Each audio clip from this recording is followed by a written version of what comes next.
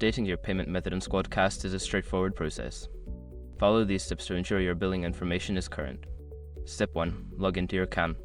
Before filing a refund or dispute, use the sr.com link in the description to open the refund dispute deadline calculator and confirm your deadline. Step 2. Navigate to billing settings. Once logged in, locate the account settings or profile menu. Look for the billing or payment settings option to access your current payment information. Step 3. Select update payment method. In the billing section, find the option to update or change your payment method. Click on this option to proceed with editing your payment details.